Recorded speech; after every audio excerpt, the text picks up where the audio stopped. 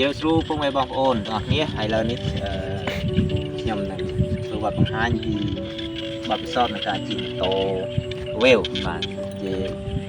ម្ដងទៀតគឺបទពិសោធន៍របស់ខ្ញុំដែលខ្ញុំបានជិះមួយរយៈនេះឃើញថាវាមានចំណុចល្អហើយនិងចំណុចមិនល្អបាទអញ្ចឹងខ្ញុំនិយាយពីចំណុចល្អមុនសម្រាប់បទពិសោធន៍ផ្ទាល់ណាបាទរឿងអីផ្សេងជាងបច្ចេកទេសខ្ញុំមិនសូវចេះទេប៉ុន្តែរឿងបទពិសោធន៍គឺយើងជិះវាដឹងជាក់ស្ដែងបាទអញ្ចឹងសម្រាប់បទពិសោធន៍ខ្ញុំជិះ Wheel នេះគឺសម្រាប់តូខ្លួនរបស់វាគឺវាមានរាងស្អាតបាទអញ្ចឹងទឹកមុខទឹកក្រោយនោះគឺវាមានរាងស្អាតហើយវាសមរូបរាងរបស់វាបាទហើយមួយទៀតសម្រាប់គ្រឿងបង្គុំរបស់វាមានស្បកគ្រឿងបង្គុំផ្សេងមានអាវបាល់សំណុំវិញកាត់ស្រួយគឺវាធ្វើមុនណែនហាប់ល្អបាទអត់គឺទេបាទណែនហាប់ល្អខ្លាំងមែនទេបាទគឺយើងគិតថាប៉ះចេះតែណែនហាប់ល្អអញ្ចឹងជិះទៅវាអត់ខ្ទអត់ញើទេបាទឃើញគឺណែនហាប់ល្អមែនទេអញ្ចឹងក្រុមហ៊ុនគេធ្វើមកត្រូវទេបាទ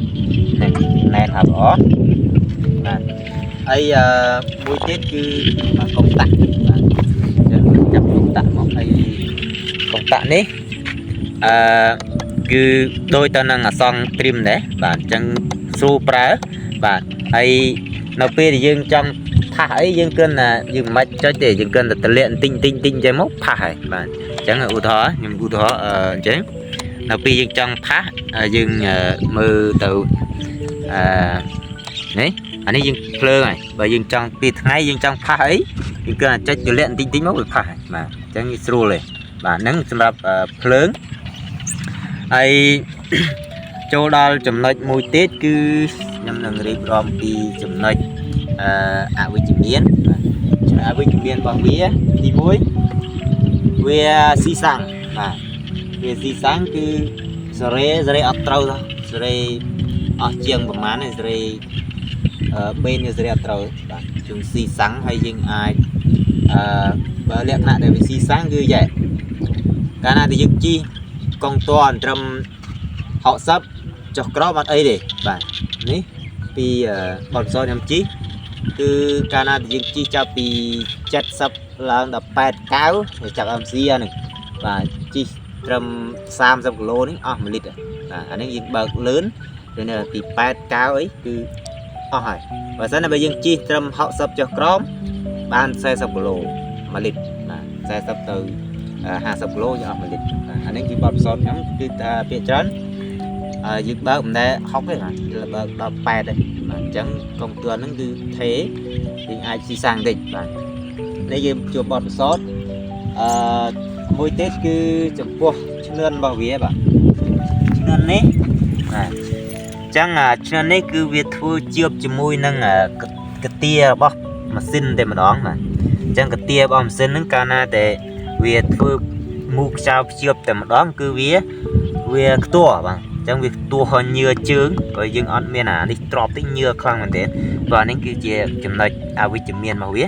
បាទអញ្ចឹងបើសិនតែក្រុមហ៊ុនក៏ធ្វើដោយអាសង្គ្រីមគឺមានអាទំនើបវាមួយដាក់កស៊ូទ្រឹបខ្ញុំគិតថាល្អអត់សូវខ្ទាស់បាទអញ្ចឹងអានេះចំណុចអវិជ្ជមានមួយហើយមួយទៀតបាទគឺចំពោះភ្លើងនេះហើយ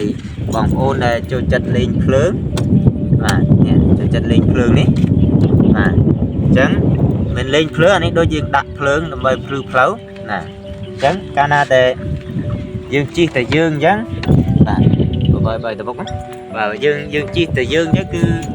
វាអត់បញ្ហាយើងមើលផ្លូវវាធម្មតាបាទផ្លូវធម្មតាប៉ុន្តែយើងដាក់តម្រូវសម្រាប់តែយើងនៅពេលយើងដាក់ថែមម្នាក់ទៀតពីក្រោយអាភ្លើងនេះវាលេងដូចមុនហើយវាហើរមកផុតអ្នកជិះមកគឺចាំងមែនតើអាហ្នឹងគឺសំណងពោខ្ញុំគឺសុំយើងដាក់ភ្លើងដែលភ្លឺចាំងសុំដាក់ធ្វើឲ្យទៀបហើយជិះ2នាក់គឺវាអាចរត់ទៅស្មើល្អបាទអាហ្នឹងគឺសម្រាប់ខ្ញុំបទពិសោធន៍គឺខ្ញុំយកឆ្ងល់ដែរមិនបានគេខាងមុខវាចាំងភ្នែកដល់បើដល់ខ្ញុំមើលទៅ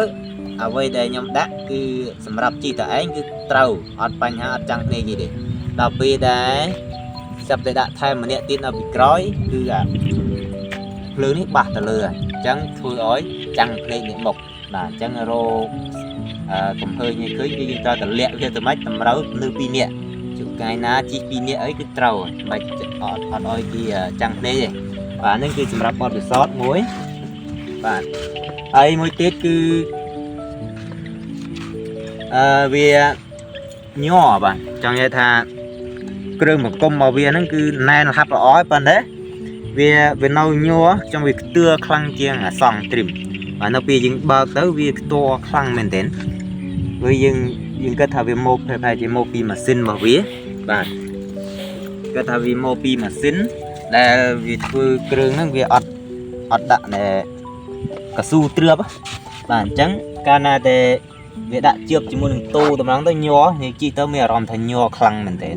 បាទអត់ដូចអាសង់នេះអាសង់គឺមានលក្ខណៈ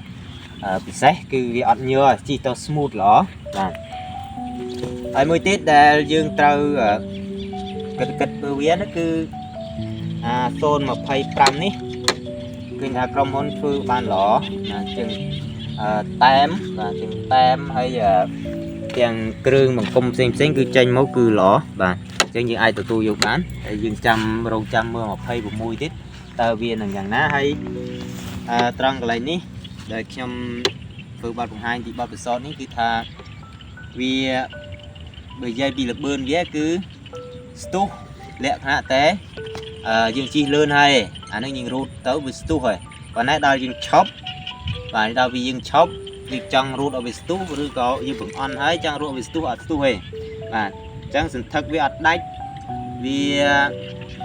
មានលក្ខណៈថាវាដូចយើងបើកលេខអត់អស់ហ្នឹងបាទបើយើងសម្រាប់យកទៅអូសយកទៅអីត្រូវបាទអានេះគឺជាបទពិសោធន៍របស់ខ្ញុំដែលចង់បង្ហាញពីបទពិសោធន៍ក្នុងការជិះនេះបាទមានតែប៉ុណ្្នឹងឯងបាទអញ្ចឹងមានវីដេអូក្រោយៗខ្ញុំនឹងបង្ហាញបន្ថែមទៀតពីបទពិសោធន៍នឹងជិះម៉ូតូ Avel ហើយនឹងម៉ូតូផ្សេងៗទៀតបាទសូមអរគុណបាទ